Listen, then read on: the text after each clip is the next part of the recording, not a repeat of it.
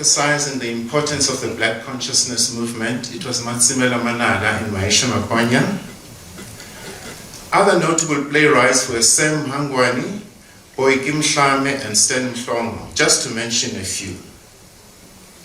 I say this to show that in Soweto, there were different forms of theatre that were being practiced by the community.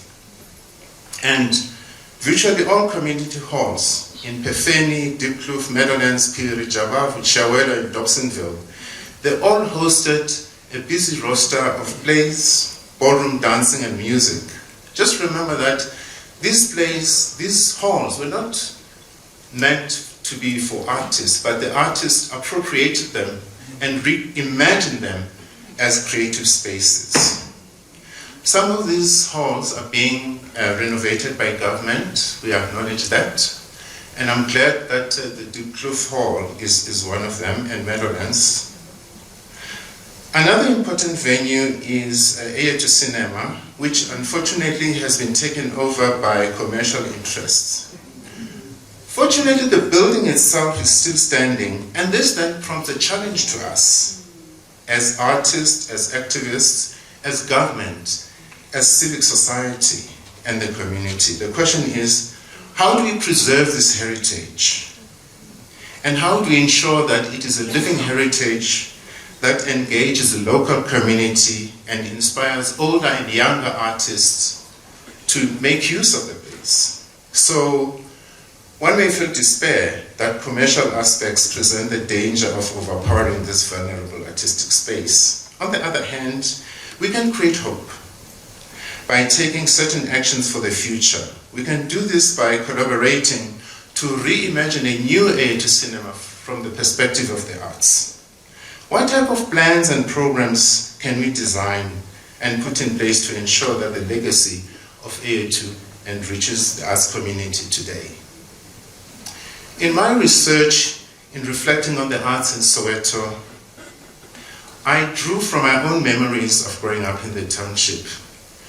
But I've also incorporated memories of fellow Sowetans, Maisha Maponya, Sibongile Khumalo, Ali Hlongwane, John Lata, Duma Mnembe, Mabuto Kitsitole, Darlington Michaels, and Gorofele Kola, among others. But I've also incorporated the memories of the Sowetan writers, Victor Motsomere, and the great Brai himself, Eliot Makaya. Therefore, what I'm saying that it is through collective memory, that means the memories that we share between generations, that we can have a full understanding of the past and be able to record it for our history books. Now, some words about Kente the man, and I cannot really talk the testament of people that worked with him, but I feel that having grown up in Soweto, I knew him. He was always around. I know that he used the word kid and together in his interactions with people.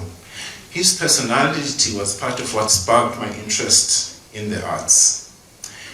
Kente the man was larger than life, there's no doubt about this. He was always well dressed. He wore his trademark sunglasses, a hat, and a cravat. He was charismatic. You could never miss him whenever you saw him in the township. Of course, he used that modulated American accent. And his mannerisms had an animated way of engaging. He always drove a big car, and in those days it was unusual for a black man to drive a BMW. But within all these attributes that are associated with Western culture, he also had a commitment to his African identity, especially urban black culture throughout the 1950s, 60s, 70s, right up till to the 2000s when he passed away. Now, so why did Kente move from Toke House to Soweto? Of course, he started his career as a social worker, and he switched to working for Gallo Records. And while a talent scout at Gallo Africa Recording Company, he wrote for Letta Mbule, Hugh Masekela, Miriam Makeba, and of course the Manhattan Brothers. And for Miriam Makeba, he composed two well-known songs, Jolinkomo and Magwalandini. But Kente's vision could not be contained in songs performed by outstanding vocalists.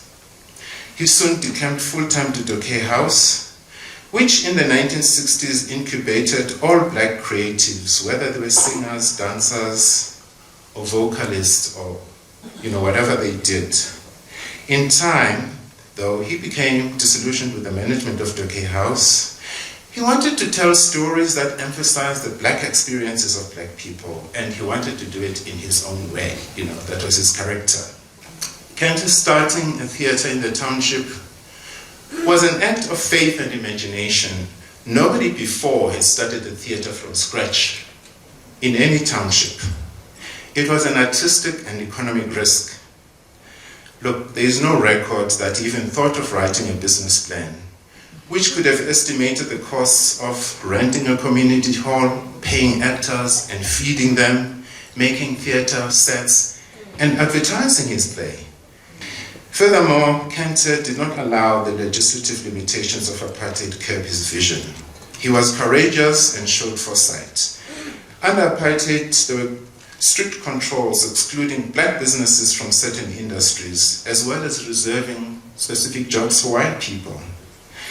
Additionally, banks were not open to financing black business, never mind an artistic venture.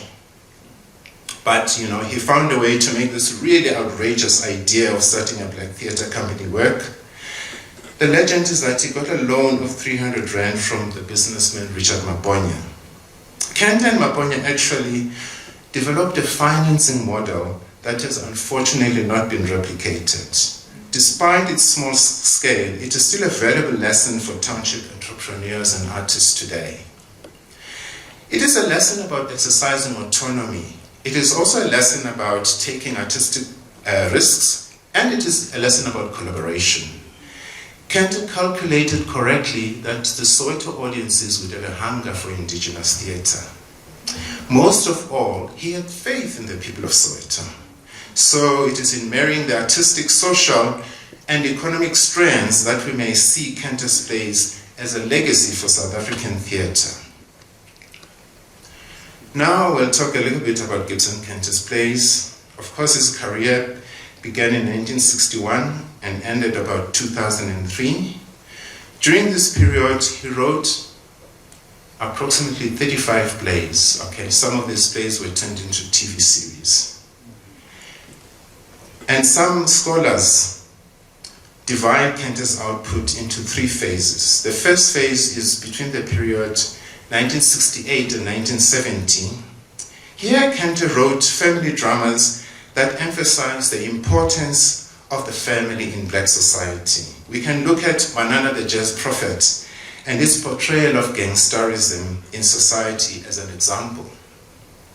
The second phase was between 1974 and 1975, and it can be seen as Kente's political phase. The play How Long, of course, is a good example of this period. The third phase, which is the longest, takes place between 1977 and 2003, which can be seen as a period in which Kente emphasized maximum entertainment in his plays. Here we can talk about Segunjalo, which really attracted a lot of debate in its day. How Long, of course, was a pivotal play in that it spoke to the experiences of black people in South Africa. The play had been performed successfully in townships and in Southern Africa, and by 1975, Kente was ready to make a film of it. He wanted to film in Soweto, but he ended up filming in the Eastern Cape because, as Mr. Dumamnembe told me, the township was hot. So even in those days, pre-1976, there was quite a lot of activity of the police security forces in Soweto. And even though How Long was filmed in the Eastern Cape, it still put Kente in the sights of the special branch. Soon after filming How Long, he was arrested. And the only copy of the film was confiscated by the security branch.